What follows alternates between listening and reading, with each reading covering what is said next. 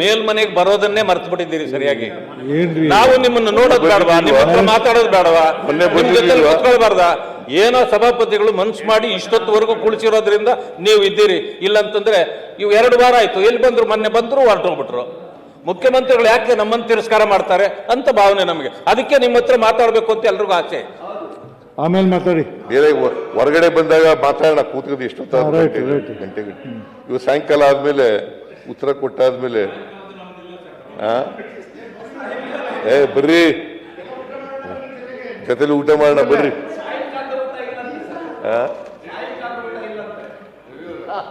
ಸಾಯಂಕಾಲದ ಊಟ ಮಾಡೋದು. ಸಾಯಂಕಾಲದ ಊಟ ಇಲ್ಲ. ಆಯ್ತು, ಬಹಳ ಸಂತೋಷ. ಅದು ಆರೋಗ್ಯ ಇಂಪ್ರೂವ್ ಆಗ್ತದೆ, ಮಾಡಕ್ ಹೋಗ್ಬಿಡಿ.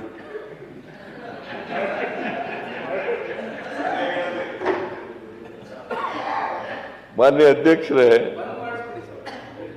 ಕೈಗಾರಿಕೆಗಳು ಹೆಚ್ಚು ಬಂದಾಗ, ಡೈರಿ ಆಕ್ಟಿವಿಟೀಸ್ ಜಾಸ್ತಿ ಆದಾಗ, ಮತ್ತೆ ಈ ನಮ್ಮ ಗ್ಯಾರಂಟಿ ಯೋಜನೆಗಳಿಂದ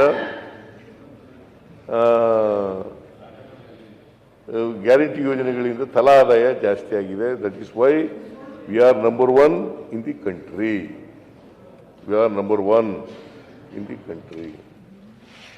ಸೊ ಮಾನ್ಯ ಅಧ್ಯಕ್ಷರೇ, 1980ನೇ ಇಸ್ವಿನಲ್ಲಿ ಆಗ ಧರ್ಮಸಿಂಗ್ ಅವರ ಅಧ್ಯಕ್ಷತೆಯಲ್ಲಿ ಒಂದು ಐ ಪವರ್ ಕಮಿಟಿ ಮಾಡಿದ್ರು.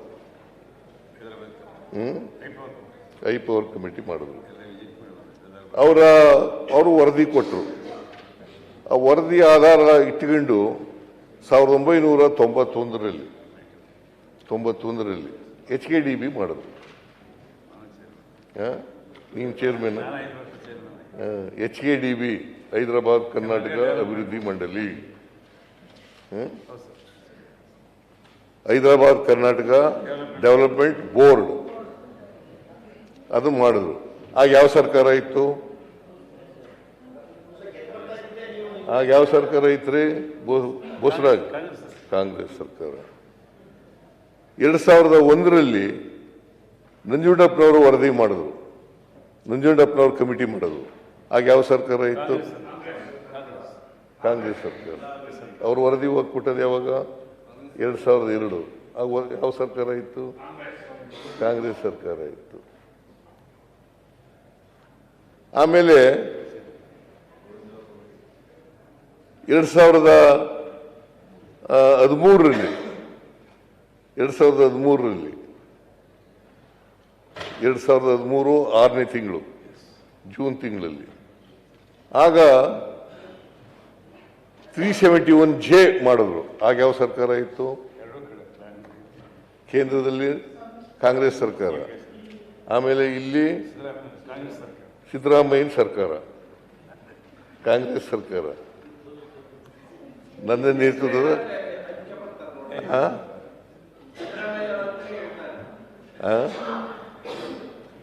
ಕಾಂಗ್ರೆಸ್ ಸರ್ಕಾರ ಅಂತ ನನಗೆ ಹೇಳಿದ್ರು. ಕಾಂಗ್ರೆಸ್ ಸಿದ್ದರಾಮಯ್ಯನವರ ನೇತೃತ್ವದ ಕಾಂಗ್ರೆಸ್ ಸರ್ಕಾರ. ಈಗ ನೀವು ಮೋದಿಯವರ ನೇತೃತ್ವದ ಬಿಜೆಪಿ ಸರ್ಕಾರ ಅಂತನಲ್ವಾ? ಹೆಮ್ಮೆ, ನಾವು ಇವರು ಹೆಮ್ಮೆಯಿಂದಲೇ ಹೇಳೋದು, ಎಲ್ಲರೂ ಹೆಮ್ಮೆ. ಮಗು ಅದು ಹೆಂಗೆ ಇದ್ರು ಕೂಡ ಎತ್ತಾಯಿಗೇನು ಮುದ್ದಲ್ವಾ? ಅಲ್ವೇನಮ್ಮ? ಎತ್ತಾಯಿಗೆ ಯಜ್ಞ ಮುದ್ದು ಅಂತ ಒಂದು ಗಾದೆ ಇದೆ.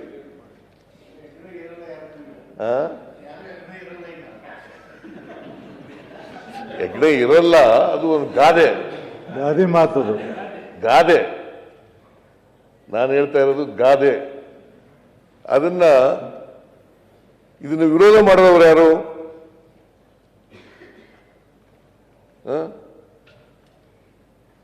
2013ರಲ್ಲಿ ಅಲ್ಲ, 2000 ಇವರು SM ಕೃಷ್ಣ ಅವರು ಮುಖ್ಯಮಂತ್ರಿ ಆಗಿರುವಾಗ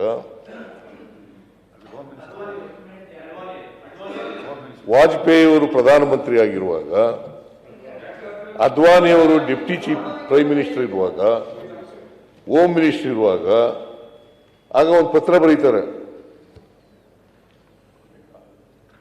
ಬರೀತಾರೆ ಏನಂತ ಅಂತಂದ್ರೆ, ಹೈದರಾಬಾದ್ ಉತ್ತರ ಕರ್ನಾಟಕ ಬಹಳ ಹಿಂದುಳಿದ್ಬಿಟ್ಟಿದೆ, ವಿಶೇಷ ಸ್ಥಾನಮಾನ ಕೊಡಿ ಅಂತೇಳಿ ಪತ್ರ ಬರೀತಾರೆ.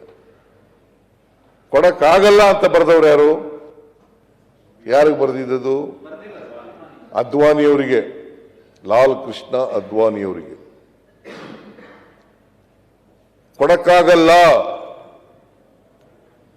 ಹೊಸ ಸ್ಥಾನಮಾನವನ್ನು ಕೊಡ್ಲಿಕ್ಕಾಗಲ್ಲ, ಬೇರೆ ರಾಜ್ಯದವರು ಕೇಳ್ತಾರೆ, ವಿಶೇಷ ಸ್ಥಾನಮಾನವನ್ನು ಕೊಡಕ್ಕಾಗಲ್ಲ ಅಂತ ಬರೀತಾರೆ. ಬೇಕಾದ್ರೆ ಪತ್ರ ಕೊಡ್ತೀನಿ ನಾನು. ಅವರು ಅದ್ವಾನಿಯವರು ಬರೆದಿರ್ತಕ್ಕಂಥ ಪತ್ರ ನನ್ನ ಹತ್ರ ಇಲ್ಲ ಈಗ, ಬೇಕಾದ್ರೆ ಪತ್ರ ಕೊಡ್ತೀನಿ.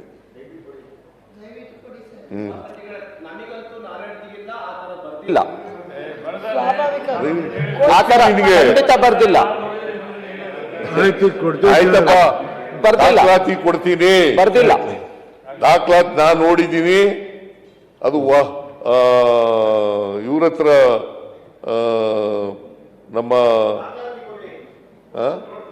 ದಾಖಲಾತಿ ಕೊಡೋಣ. ಇಲ್ಲ, ಅಂದಿನ ದಿನಪತ್ರಿಕೆಯಲ್ಲಿ ಅದು ಹೆಡ್ಲೈನ್ಸ್ ಆಗಿತ್ತು.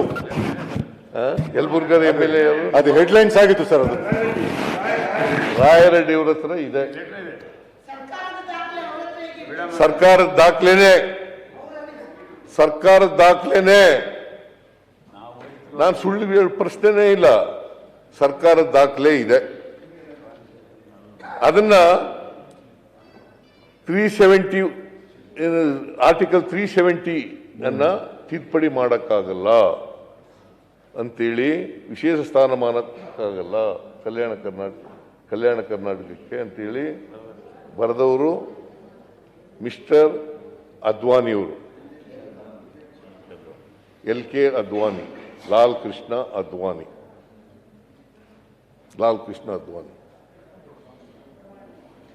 ಅದನ್ನು ಬೇಕು ಅಂತ ಮಾಡಿದವರು ಯಾರು? 2013 ಜೂನ್ ತಿಂಗಳಲ್ಲಿ ಸೋನಿಯಾ ಗಾಂಧಿಯವರು ಒತ್ತಾಯ ಮಾಡಿ ಮನಮೋಹನ್ ಸಿಂಗ್ ರವರು ಪ್ರಧಾನಮಂತ್ರಿ ಆಗಿದ್ದಾಗ ಮಾಡಿದ್ರು.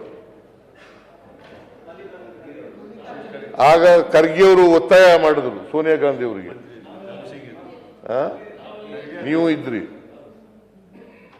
ಮುನಿಯಪ್ಪನವರು ಕೇಂದ್ರ ಸರ್ಕಾರದಲ್ಲಿ ಇದ್ರು.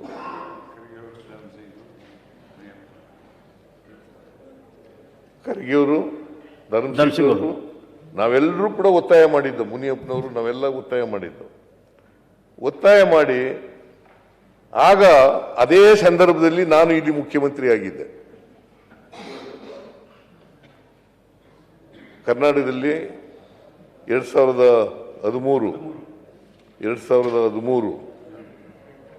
2013ನೇ ತಾರೀಕು ಮುಖ್ಯಮಂತ್ರಿ ಆದೆ ನಾನು. ಮೇ 13, 2013 ಇಸ್ವಿ ಆಗ ಮುಖ್ಯಮಂತ್ರಿ ಆದೆ. ಅದಾದ ಮೇಲೆ ಜೂನ್ ತಿಂಗಳಲ್ಲಿ ತಿದ್ದುಪಡಿ ಆಯಿತು. ಆಗ HK ಪಾಟೀಲ್ ಇಲ್ಲೇ ಇದ್ದಾರೆ, ಇವರ ಅಧ್ಯಕ್ಷತೆಯಲ್ಲಿ ಒಂದು ಸಮಿತಿ ಮಾಡಿತ್ತು. ಏನು ಸಮಿತಿ ಅದು?